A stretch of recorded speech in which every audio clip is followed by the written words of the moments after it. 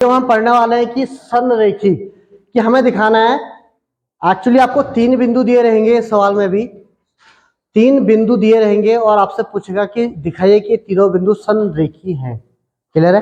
तो सबसे पहले हम जो ये संरेखी का अर्थ समझते हैं। संरेखी मतलब एक ही रेखा में है, एक ही रेखा में। तो हमें ये दिखाना है कि जो 3 बिंदु दिए रहेंगे आपको वो एक ही रेखा में पड़ते हैं। तो उसके लिए आप देखिए, जैसे मान लीजिए ए बी और सी, यहाँ पे 3 बिंदु दिए हुए हैं इस जगह पे, ठीक है ना। तो यहाँ ए बी और सी ये तीनों बिंदु संरेखी नहीं है। देखिए ये बिंदु, इनको अगर आप मिलाएंगे तो आपका क्या बनेगा, एक त्रिभुज बनेगा। संरेखी मतलब एक लाइन में होता है ना, सीधी लाइन में। तो अगर बिंदु, ये तीनों बिंदु एक लाइन में नहीं है, त्रिभुज बना रहे, देखो बना रहे नहीं बना रहे। अब मान लीजिए बिंदु थोड़ा सा इधर खिसक गया नीचे, तो अभी भी क्या बना रहे हैं, एक त्रिभुज। ए बी सी ये तीनों बिंदु क्या बना रहे हैं, त्रिभुज बना रहे हैं। ये संरेखी नहीं है। फिर देखिए यहाँ पे और खिसक गया, सी को और मैं नीचे ले गया, ये फिर क्या आपके संरेखी, ये आपका त्रिभुज बना रहे हैं, भले छोटा बना रहे हैं पर ये तीनों बिंदु संरेखी नहीं है। उसी प्रकार जब मैंने ये बनाया त्रिभुज, अभी भी क्या बना, एक त्रिभुज बना।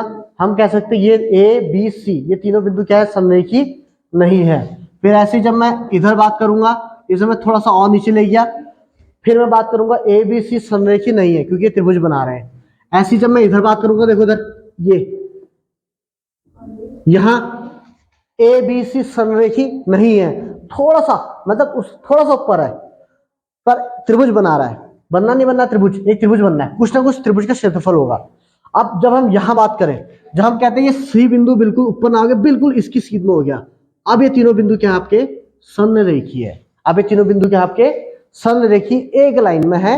अब ये किसी भी त्रिभुज का निर्माण नहीं कर रहे हैं, ये तीनों बिंदु मिलकर किसी भी त्रिभुज का निर्माण नहीं कर रहे हैं। तो हम क्या कह सकते हैं यहां से कि अगर कोई 3 बिंदु संरेखी हैं, संरेखी हैं तो वो किसी भी त्रिभुज का निर्माण नहीं करेंगे। अगर वो तीनों बिंदु संरेखी नहीं है तो उनसे एक त्रिभुज बनेगा, भले ही वो छोटा हो और छोटा हो, बहुत छोटा हो सकता है त्रिभुज, उनसे बनने वाला त्रिभुज। जैसे मान लीजिए एक बिंदु यह है, एक बिंदु यह है, एक बिंदु बिल्कुल यहाँ पे है, इसकी सीध में नहीं है। तो अगर हम इसे मिलाएंगे तो एक बहुत ही छोटा त्रिभुज बनेगा, पर बनेगा क्योंकि वो तीनों बिंदु संरेखी नहीं है। अगर तीनों बिंदु संरेखी होंगे तो इन तीनों को जब मैं मिलाऊंगा, तो इन तीनों को मिलाऊंगा तो इस त्रिभुज, इस बिंदु से इस बिंदु से इस बिंदु से कोई भी त्रिभुज नहीं बनेगा, पूरी एक सीधी लाइन बनेगी।